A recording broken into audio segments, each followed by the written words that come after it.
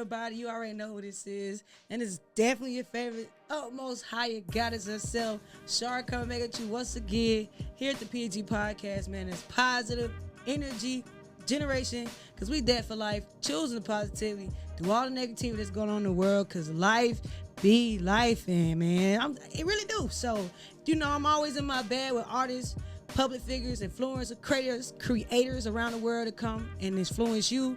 Man, you never guess who I got to pull up on me, man. Not only he's a Grammy nominated, man, with the group As Yet, you know what I'm saying? But from the collaboration in the industry, he have heavy hitters like David Foster, Babyface, and Maya Angelou. And y'all know how I feel about Maya Angelou. And if you don't, we about to find out, because I love me some Maya Angelou.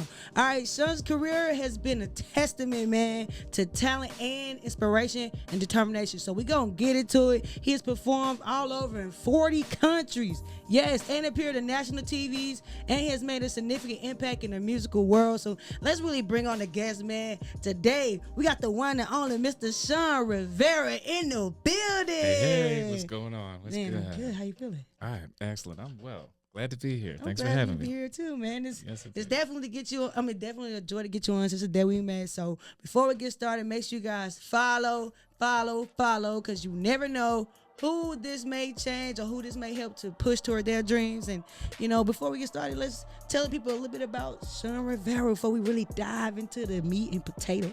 All right. Well, my name is Shawn Rivera, a father of three, from Philadelphia, Pennsylvania. Born and raised there. Moved to California to sign a record deal with LaFace in the 90s. Lived there for 20 years and traveled and worked with all sorts of different people, and just following my dreams wherever they lead. So I'm still out here doing it, still in the trenches every day. Still in the trenches every day. I like that you said the trenches every day, because it's not like you got it and you stop. Like, you kept going. So how has your experience as a global performer influenced your perspective on the culture diversity and music itself? You know what? That's a great question. Short answer would be that I think the more of the world you see, the more you see a lot of things that are the same around the world. Like, there's a reason why certain types of music seem to translate into every other culture. Like, there's just something about good music that transcends language and transcends culture. So, I think that the more you can see, the more that input will influence your output. So I encourage people to see the world and let it influence your music. Try some new flavors, Some new flavors? Yes, indeed. Yeah, I like that. You've been all over the world, and you have collaborated with, like I said, some big heavy hitters. So, with the diversities and the new flavors, how was it with you, collaborating with legends like David Foster, Babyface, and Maya Angelou, just a little to speak of? You know what? There's definitely kind of like a general cutoff point. I think between there's layers to this. There's levels to this. So you've got like beat makers and producers who just make the music. But the one thing that all three of those names that you mentioned, Babyface, Maya Angelou, David Foster, in their own art, they are at the helm, but they also know how to find the team and put people together.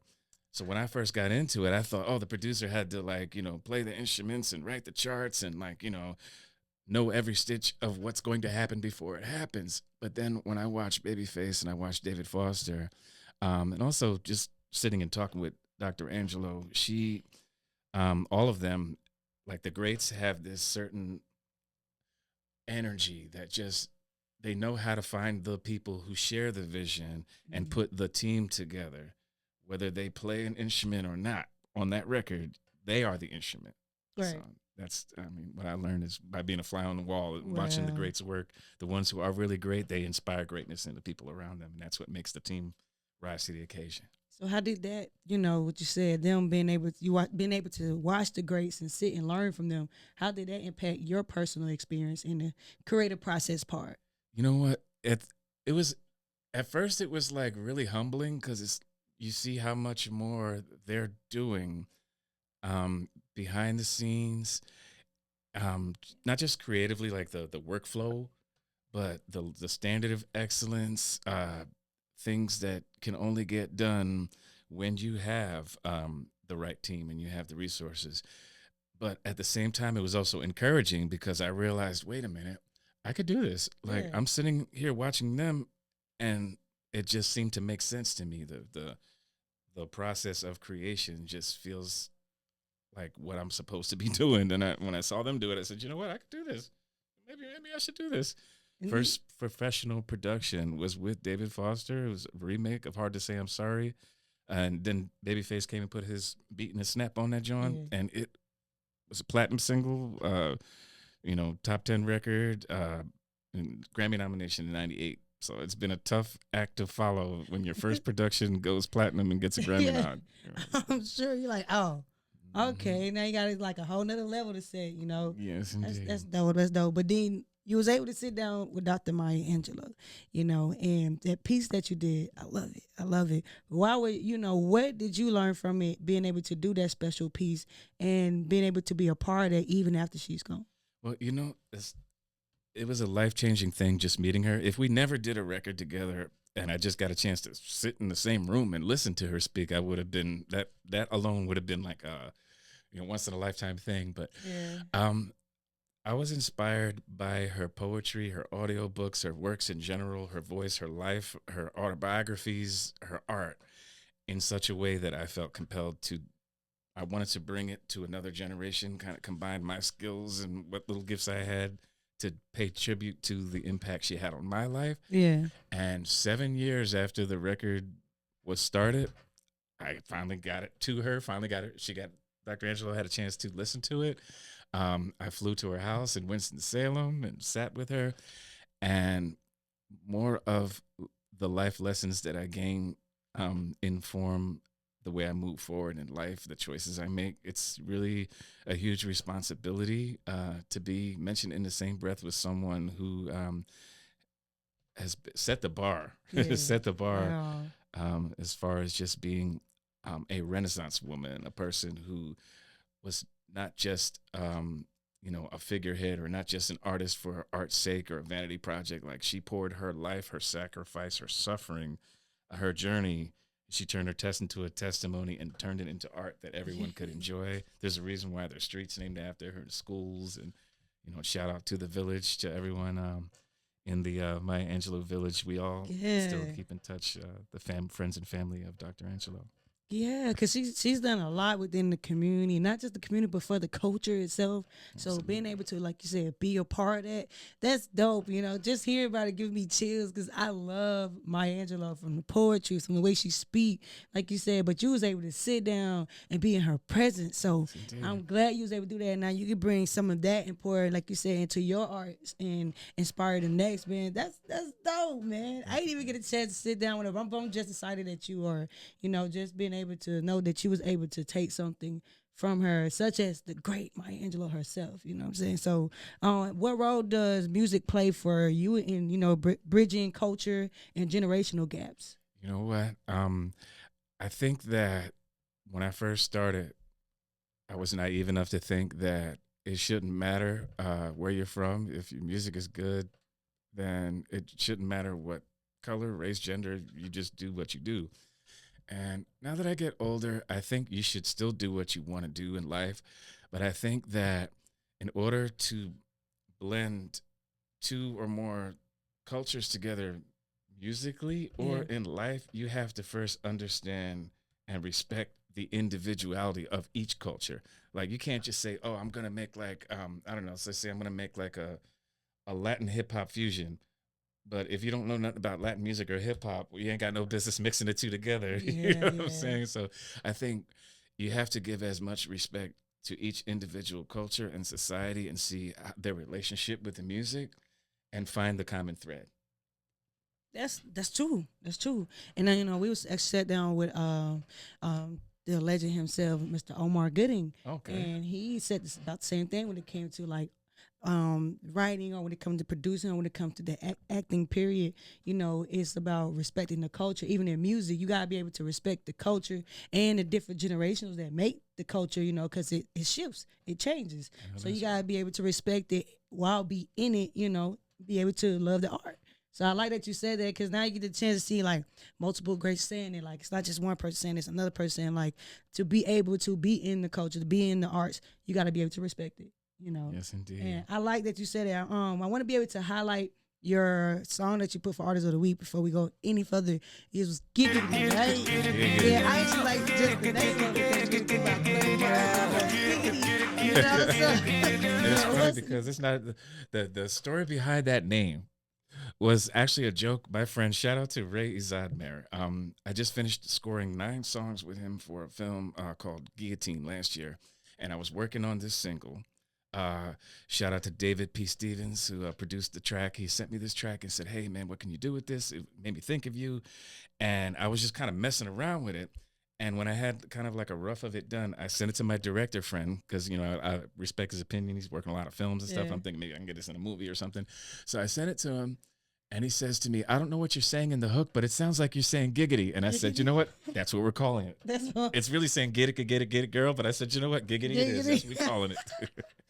I thought it was very funny when I saw it. I was like, giggity. Now that's a good catchphrase. Yes, One. indeed. And then everybody kind of knows it. And I like how you said like it probably did sound like you said you would say get Yeah. it, girl. Uh-huh. And then when you listen to the hook of it, you be like, he's actually is saying get it, girl. Uh-huh. And giggity is the word. Because then when I listened to it, I was like, okay, where'd the giggity come from? You know, because that's what I thought it was. But then I was like, oh, he says get it, girl. Uh-huh. Okay. Well, there's already songs called "Get It, Girl," probably a few dozen. So I figured, But not the way you did it. It's not called giggity. You know? So that's just a different way. So how did you know? You know, how did you put your heart into this one? Like what made this song different from others that made you want to feature it for artists? You know what? When I first heard the track, right, it kind of put me like I make my own tracks a lot of times, but when I hear someone is a dope producer, it doesn't matter. Like put the ego aside, it dope track is a dope track, and it first thing I heard in my head when it first started playing, I'm like, I don't know why I'm hearing this melody. I'm hearing this thing. Just kind of went with the instinct of it. Probably wrote it in less than an hour, and sometimes I work for a month on the same song. Yeah. So when something comes together that fast, it's just supposed to be.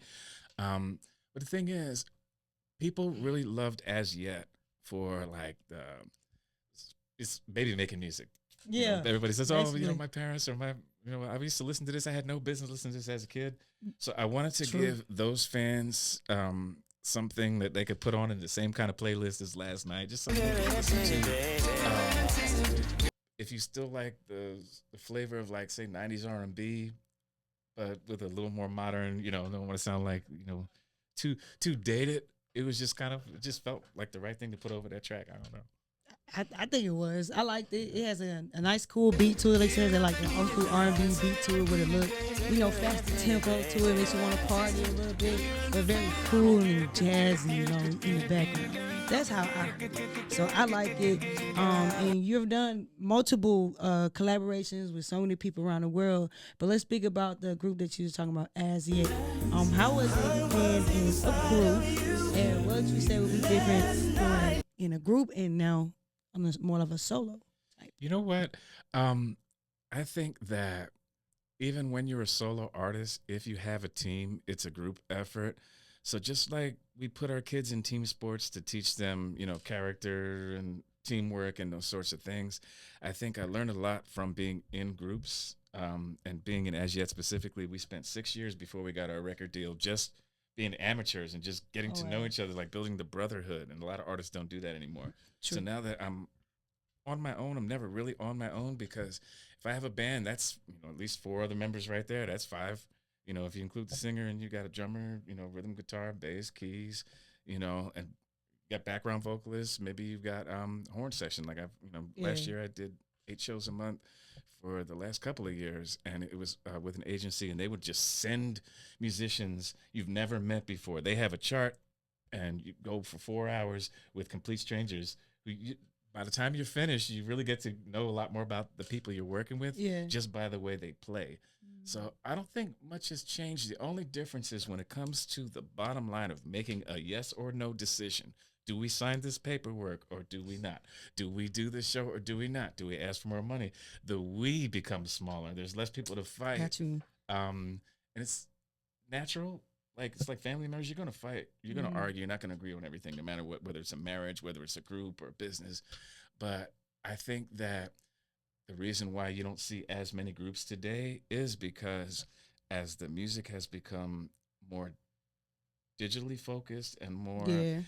individualistic, if you will, people can be in more than one place at one time and sort of like do a virtual band and you know Right. those sorts of things. It's like there's a human element that I think you can only get from a group, certain sort of like synergy. And a group doesn't just have to be a boy band, it could be a band, that you just leave in the studio and let them mess around until they come up with a thing. Or it Yeah. could be Wu Tang, or it could be the Rolling Stones. It's the same sort of dynamic. There's going to be a bad boy, a knucklehead, or a couple. There's going to be egos. There's going to be fighting. You know, that part I don't miss. I do You not. don't miss I that don't part. miss that part. Nah. A lot of egos. Yeah, I mean, it happens, like you said. It's supposed like being in a house full of family. right. It's But I'm gonna sure they happen. don't miss my ego either. It's like, hey, that was the glory days. Yes, indeed. You know what? There's nothing wrong with that. Like, it's one thing when people walk around saying, "Do you know who I am? I did this and I did that." I'm just like, you know what?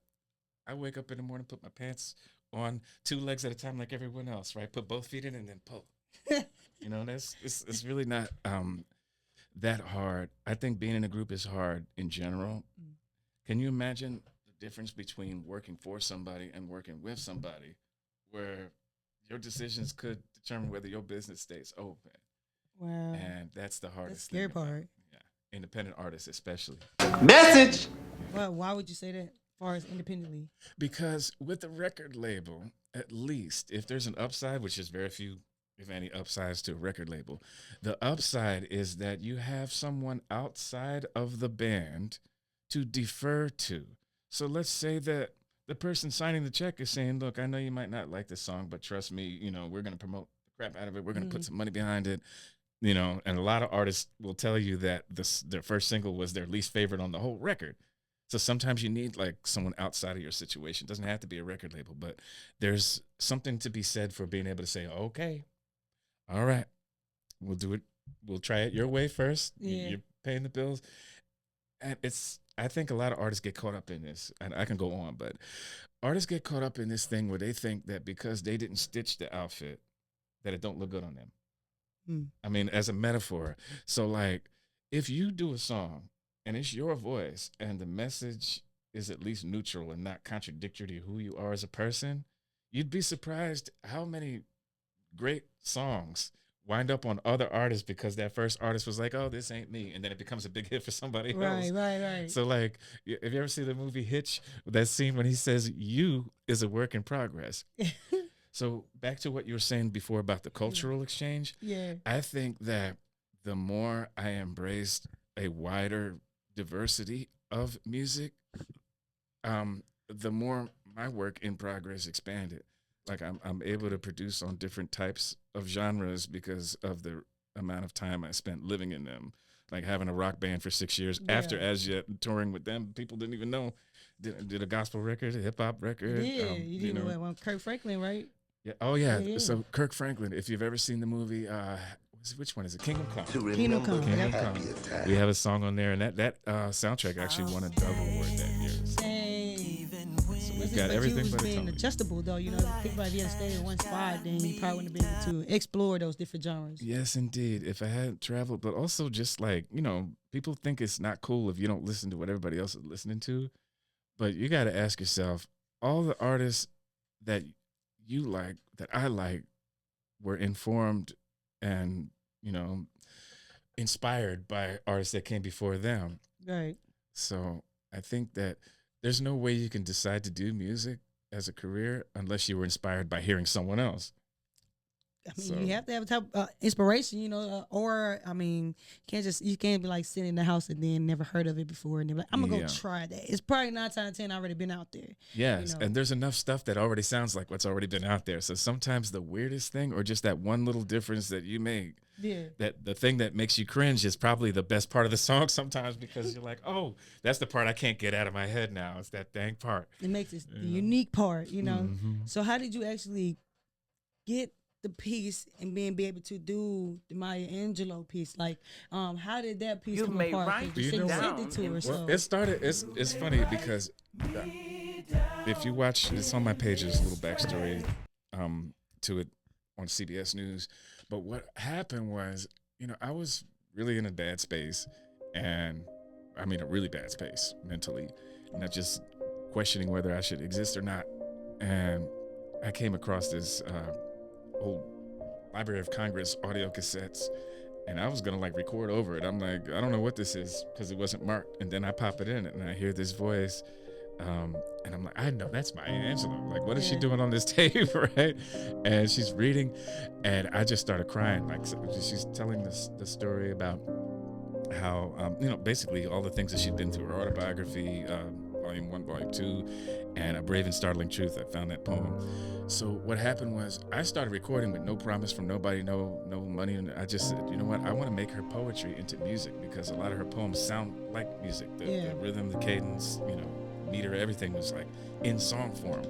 And I'm like, nobody's really done that. Like, people will do, there's tribute albums to Dr. Angelou. There are Maya Angelou inspired records. There are records like Common did where she's featured on the record. Yep. But nobody ever said, you know what, let me leave her poems as is and just put melodies. Let's leave her work alone. Let's show this next generation how the message can be fit into, well, at the time was today's music. This was 2014.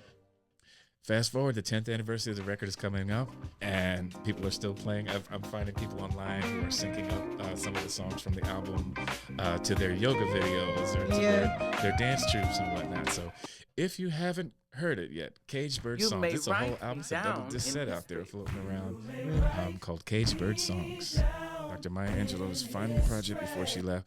I did it on a wing and a prayer, and when she heard it, Dr. Angelou was kind enough to invite me down to sit with her, and she approved the project. I had to get, there's about 30 musicians on that record who had to get paid.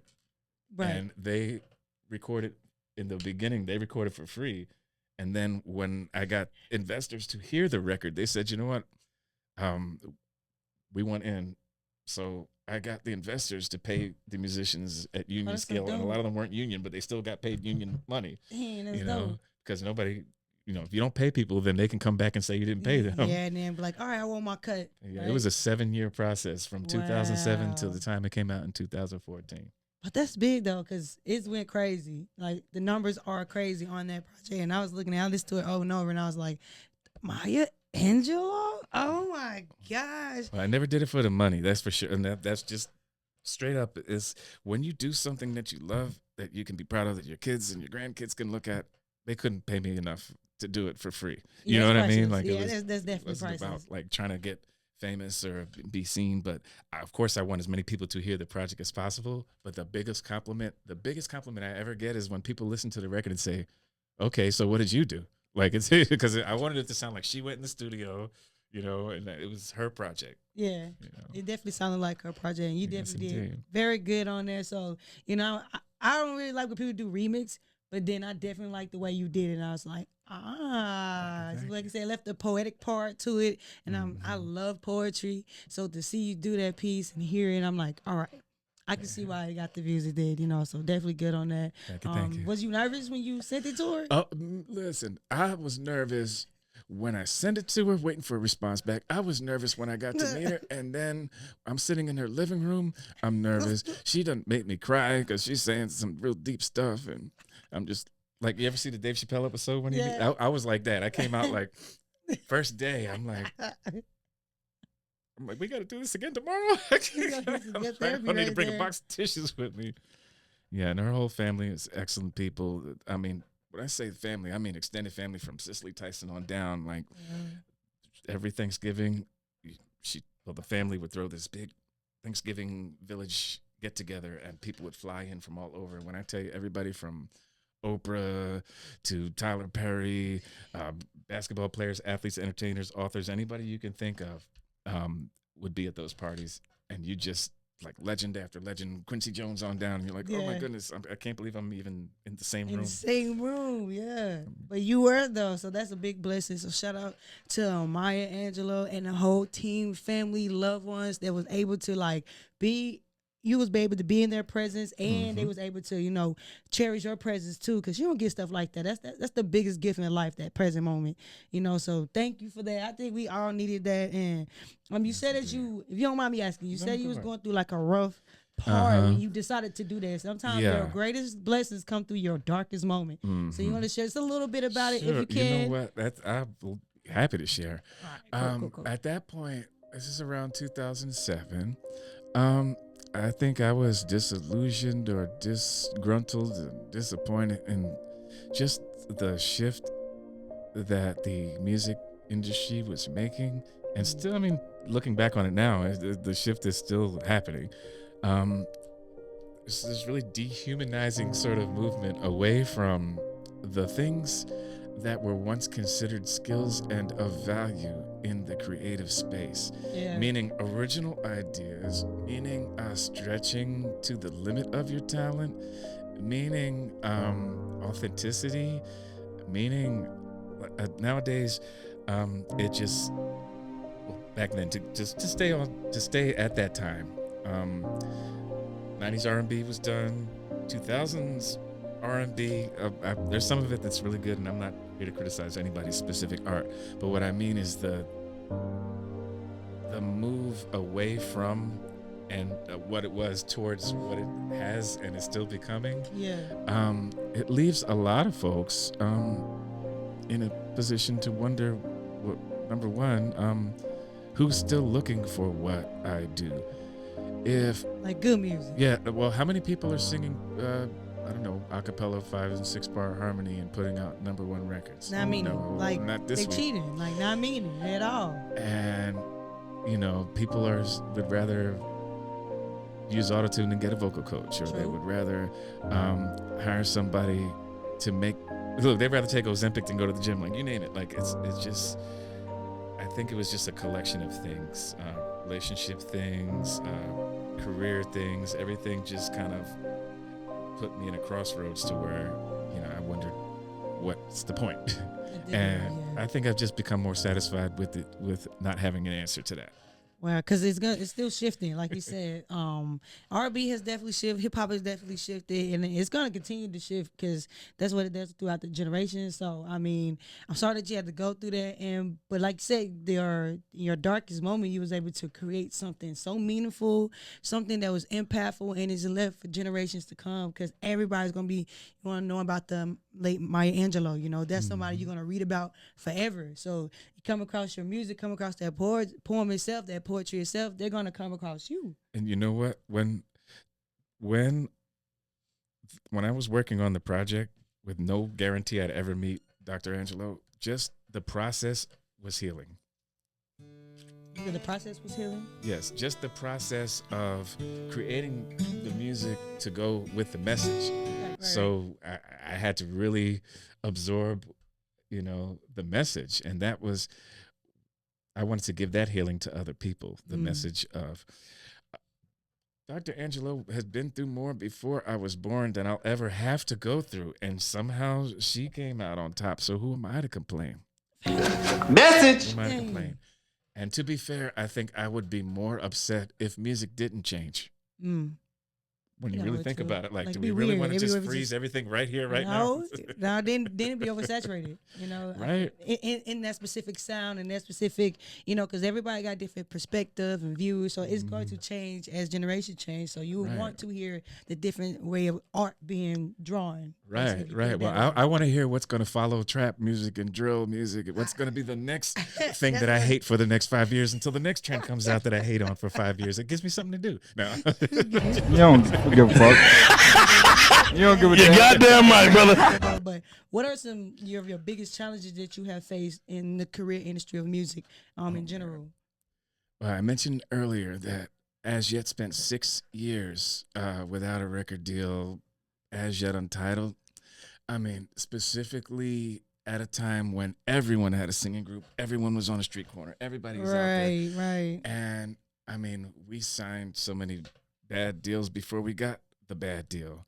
But I think I can't point to one specific incident and say, oh, this was such a tragedy because all the original members are still alive. That's good. I think that the hardest thing was leaving behind the the old way of doing things. Mm. And I don't mean all of it. I don't mean throwing out the baby with the bathwater. But what I mean is that, we're not selling physical copies anymore where people would go out and buy your thing. It's a streaming model this week, and the streaming model doesn't pay like the other models do, and you can't charge, 50,000 a track anymore. You can if you're one of 5 people who can charge the ridiculous amounts for production. There's just a lot of things that we got used to that no longer exist anymore. Message. Brick and mortar stores, radio as the primary source of being introduced to music. Yeah. But along with those changes, there are more ways to reach people. There are other avenues. It is.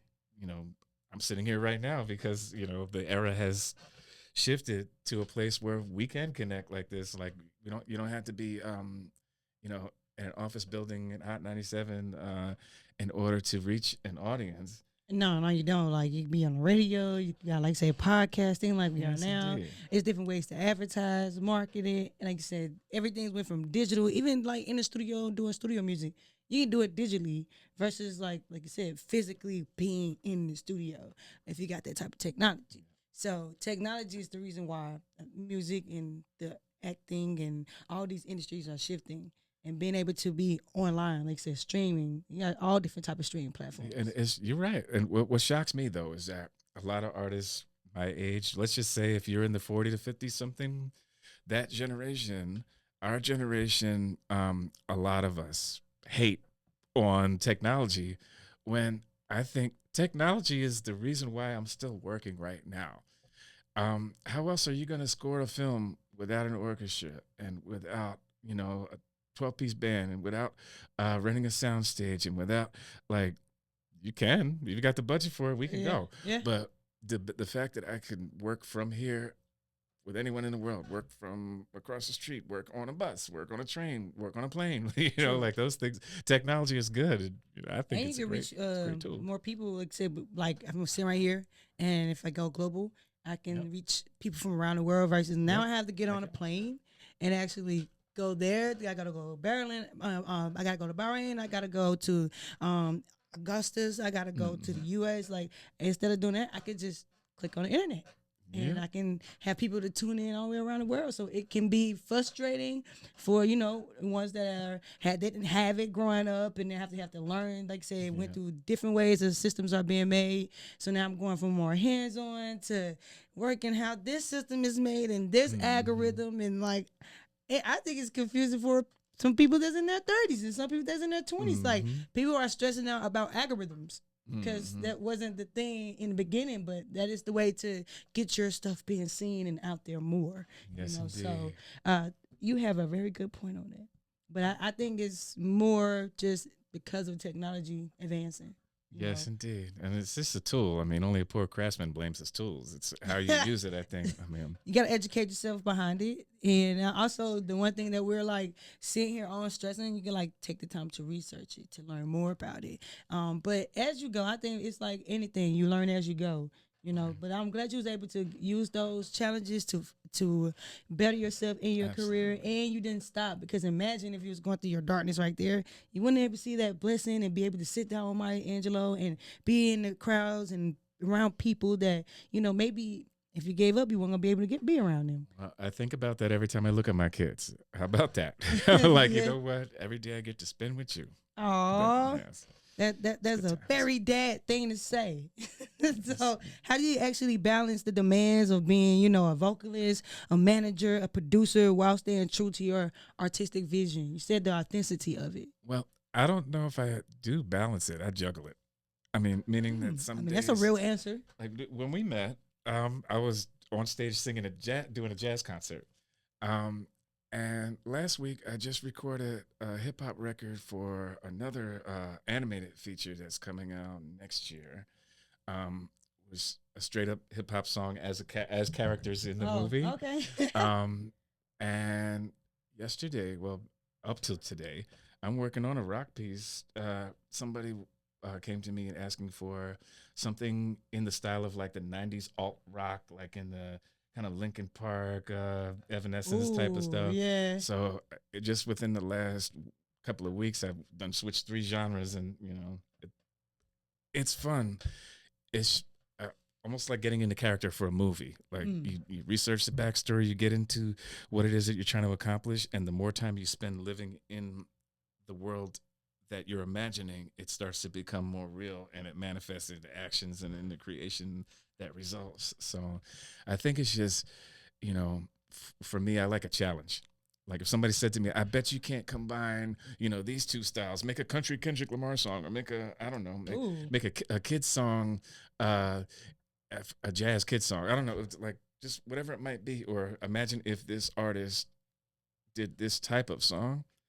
Like the more I have to go on when I'm working with somebody, the more ingredients they throw at me, the better. Yeah. Yeah. I think that's definitely unique of you, because then you can be put in any environment and challenge yourself with it and get something beautiful out of it. Yes, indeed. I like that. Maybe you should do like something like a Kendrick Lamar rock something. I don't know. Why She was on not? her Kendrick Lamar earlier. Wifey was on the Kendrick Lamar Oh, earlier. yes, So indeed. maybe do like a little mix with that. That'll be actually pretty cool to like tie in the newer generation with the old generation. That'll Exactly. be actually dope. You should try it. You know what? That challenge accepted. There you go. Challenge yourself, all right? So what advice would you actually give artists and people around the world? They're aspiring musicians and performers. They're maybe on their beginning journey and they haven't really got where you got, but they can get there. What would that advice be? Message. I would say give up now while there's still hope. Now, seriously, I wouldn't in good conscience tell someone to do what I did, because it's a new game now, in the sense that, yeah, they're always going to tell you not to sign bad contracts, right? But if your idea of making it is fame, is notoriety, is being a household name, then you're going to have to compromise creative control. You're going to put yourself most likely in debt to a label. And before you go pointing to the exceptions to the rule, the exceptions just prove the rule. In general, it's easier for the few labels that are left to sign artists that don't make waves, that do what they're told, to be spokesmodels for the label. And if that's cool, that's cool. Right. My thing is, like you said, educate yourself. You got the resources, you got the research. You can investigate as much as you can about what you say you want. There's no excuse now. Like we didn't have studios back in the day. We had to sign our life away just to get in the studio just to record. They'd be like, okay, we'll record you, but if y'all ain't gonna pay us, more money than you can afford, then you're gonna have to sign away if you possibly blow up in the next 7 years, we want half for a $300 session. And just sell out your whole future before it even happens. Yep. And then the labels will look at that and say, well, why should we bail you out? You costing us money before we even put the record out. True. Yeah. True. Dang. But like I said, it's changed now. You can go to the studio and it doesn't have to cost you your arm or your life to get into the studio and put art out there, do some creation. So that's though. How would you tell the new performers or people that's still out there performing and want to really make a imprint? How would you say, for how do they make a way within themselves versus like you said, because you said like you don't, instead of compromising yourself. Yeah. How they make an imprint in the industry? Message. It depends on what your idea of success is. Ah. For instance, we're talking about being famous, right? If you want to make an impact and be famous, I mean, you could do something silly and viral and capitalize on that, like people do all the time, just one fluke thing. Yeah. It's not that hard. But I think if what you mean by impact is something lasting and timeless, then yeah, you've got to really bring something that hasn't already been brought, or bring something new to something that's already there, because it's kind of hard. Like for instance, right, if I speak a different language and you only speak English, everything I say is going to sound new, but it's not going to resonate. Right. But if I put a new twist on English slang or whatever, a new ism, somebody comes up with the next new ism, it's just that little switch, a word play.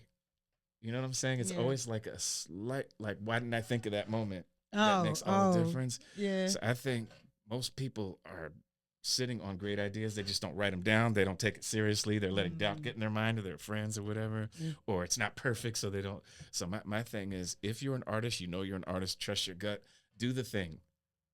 Do the thing. Even if it's the weirdest thing, even if there's a part of you that goes, man, this might be just the most, this might be the dumbest thing I've ever done. You know what? Prove it. Finish it. Finish that song. Put it out. Show us how dumb it is. I want to hear it. It might make me laugh. Might make somebody else smile. Might save somebody's life.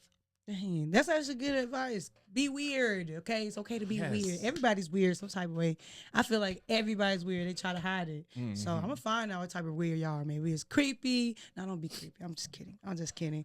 But you have done a lot of things too within. You was on television as well. You've been a public speaker. So how have these things that you have added on top of music if impacted your personal growth? You know, when the TV thing kind of came about, when As Yet was, at our heyday, we had gotten offered to do this show called Fame LA, which was like Fame, the New York version. They had a version in LA. And it only ran for like a season, but just being on the set and, in that capacity, I said, I want to do this more because it's another form of expression. It's creative. I mean, I've done gospel plays. I was in Minority Report. You could see it. You see me walking in the background for like 2 seconds, but it's on this, on the set for 6 days. I did like Days of Our Lives, this gospel play. I did a Marvin Gaye play, which was written by, shout out to Ziola Gay. Shout out. Yes, who wrote the play, and it was with Clifton Powell, and it was a lot of great. And what's my man's name? Keith Washington was in it. So you was on there with some heavy hitters. Yeah. I mean, we had our moments, and as an individual, there's not that much difference between the acting and the music. As a performer, you still have to memorize lyrics and lines. It's the same kind of thing. Like, and the melody could also be the tone, the intonation of how you carry those lines across. There's definitely a lot of synergy. I can see why. Look, all the actors want to be musicians, and all the musicians want to be actors. I get it. But the only thing is, there are, I say, drawbacks to either side. Like, if musicians don't, I'd say musicians get paid less if they're not songwriters or producers. Like, just as a performer, the day performers, relative to the amount of work they have to do. It doesn't seem like a lot of money for a newer person. Whereas though, if you have if you're fortunate or hardworking enough to get a good agent, and you live in a busy town like in LA, New York, Atlanta, you can get into a circuit and kind of get working. But again, I couldn't give any specific person advice without looking at their situation. I'm just saying that, like, the medium of entertainment to me is all part and parcel of one thing. Yeah. So the ones who really make an impact, like you said, my idea of an impact is someone whose word, their reputation, and their art precedes them. Where okay, if so and so's putting out a record, it's going to be good, or so and so's going to be in a movie, I know it's going to be good because they've set a standard of excellence, and that takes a body of work. It takes a lifetime. It's not something you could just do with one hit and walk away. I mean, you got to kind of keep working. You got to really take effort to continue to multiply. Like say, millionaires make millionaires. So to be able to make that in multiple times, you got to be able to be great and be able to put your art out there and have a standard. So I like that you point out there, because a lot these days and age, social media make it seem like things just happen overnight. And that's the false imagery of it, and I feel like that's where people fall short at. And then a lot of people spend a lot of time behind their music, behind their career, and we can't even spend 20 minutes to research the background of it. You know what? That is so true. And you also made me think of something. A lot of people, I don't want to come across as if I'm saying all you have to do is be true to yourself and it's going to happen for you. You could do everything right and will still most likely fail at whatever you're aiming to. Message. That is, okay, I want to sell 10 million records. As Yet, we thought As Yet was going to be bigger than Boys to Men. We did our best. We had some of the best, like you said, heavy hitters. We had Babyface, we had David Foster, we had Brian McKnight, Sheila E. playing congas on the thing. You know, like we got all these big name producers on there. We sang our butts off. Major label. Only sold a couple million records. I say only. Well, but back then you had to physically sell records, right? So people would say, oh, would consider that a success. That's better than selling no records, right? You won double platinum, Grammy nomination. But relative to what we set out to do, we really thought we were going to be bigger than Boys to Men. So when we weren't, does that mean we hang it up? Oh man, we didn't sell as many Boys to Men. I guess we're a bunch of losers. So what I'm trying to say is that when you get out there to do what you do, if your mission is to create and be heard, the minute you push play on that thing you made, then your mission's accomplished. Do you think with today's technology and the way social media work today, that if you guys had came out in today's time with the competition of Boys to Men, that you guys could have reached that goal? Absolutely. Now, I'm just going to keep it real on the positive side of things, right? We weren't the only ones that felt that way. I think social media has become, has pushed music further forward visually. Meaning that, look, they make fun of As Yet's video for last night. It looks like a PowerPoint presentation. But we could have made that video on our cell phone, and we would saved us a lot of money. But everyone was doing those kind of videos back then. Yeah. So I think social media would have helped us blow up, but also, we would have went viral for so many of the wrong things. I'll just say that a certain ex-member who pulled his pants down on stage would probably. Oh my gosh! They would have killed it. Literally, it's like, all stuff right. The wildness did not need to be documented. The backstage antics, nah. Oh yes, and it would have definitely. Y'all been all over social media. I mean, listen, we were viral. Been canceled in the same year. At the same time, we the first ones blown up and canceled at the same time. That's real funny, and I always like to ask questions toward the end, like, that has a little bit to nothing to do with the podcast. But what is something awkward that you have seen but you never spoke about? It's been in the music world. You've been all around the world. Okay. Name one moment. I'm trying to think of a P.G. enough moment. Let's just put it like this. I'm not trying to say Jaguar right nobody right now, but let's just say that I've seen folks coming out of bathrooms together. I've seen some things. I've seen some things, but I don't know what I can speak on. But let's just say that you can speak on it, unless you try not to get canceled. No, I mean, don't get me canceled. Right? Now. The thing is, there's a difference between like something that's illegal, something that's questionable, or just like weird. So when you didn't know that certain folks got down like that, and you're like, oh, okay. This is what it is. That is awkward. I mean, after a while, the awkward becomes the new normal. So I don't know, but I don't like. So we might have to talk about that one off camera. No. Wait. Quick story. Okay. So I'm at Alicia Keys' record release party, hosted by Clive Davis. This is her first record. Nobody knew who she was yet outside of the industry. Okay. And I had a lady friend with me who we were dating at the time, and I wanted to impress her. So I'm like, I'm going to take her to this party in New York, blah, blah, blah, blah.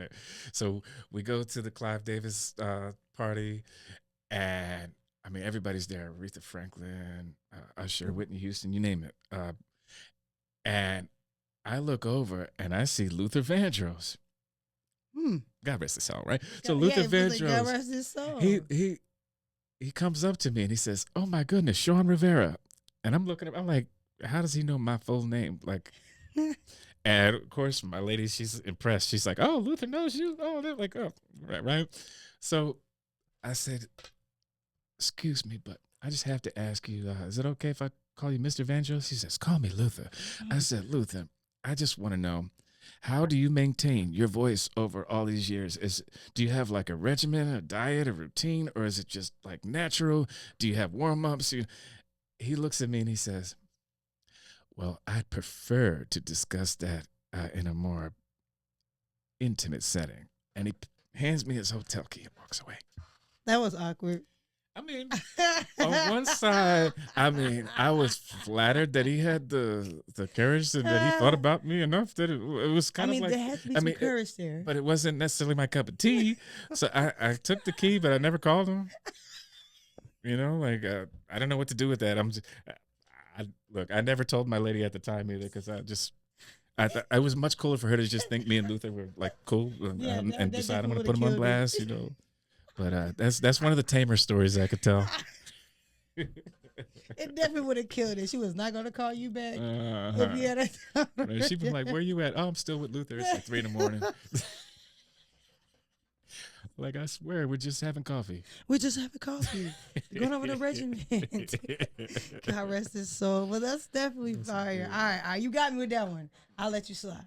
You got me with that one. But thank you. If anybody right now, they've been tapped in and they're like, all right, I heard him, but I didn't hear him because, you know, y'all take your Spanish sometimes. Anyway, what is a message you would give someone in 15 seconds and what would it look like? Go. Message I would give to folks in 15 seconds. Trust your gut. Do everything the wrong way at least once so that you know what it feels like. If you want to go fast, go alone. If you want to go far, go together. That is an odd quote, but it makes so much sense though. You know, slow and steady wins the race, okay? But it once it went that way. Yes, teamwork makes the dream work. It makes the dream work. I like that. And if they want to, you know, reach out to you, get to know you a little bit more. Maybe some other people out here wanted you to be on their show or something. What is the social media they can reach out to you? You could find me at Shawn Rivera, like it sounds, is how it's spelled. ShawnKurtrivera, or just type in Shawn as yet. You'll find me on Google. My socials are out there. It's the easiest way to find me. It is literally out there. Like, it's out there. Okay, cool. I think they got it. But we thank you for coming on, and you made me laugh, man. You shared so much light on your journey, and hopefully it inspired the next person, inspired you to keep going. I appreciate you coming down and sit with us, chopping up with us. And yo, if nobody told y'all today, tomorrow, yesterday that they love you, dang, stop crying. Shawn love you from the P.E.G podcast. Mr. Shawn Rivera, he loves y'all, okay? Maybe not. I'm just kidding. He loves y'all, okay? And go out there, live your life. Like he said, try at least one time, you know, fast. But, you know, I said again, fast and more people. If you want to go far, go alone. If you want to go fast, if you want to go fast, go alone. If you want to go far, go together. Okay, so we're gonna go together. We're gonna go far. This ain't no short journey. Okay, if you want to go alone, go by your dang self. All right, we out of here. Let's get it. Yeah. Let's go. We out of here.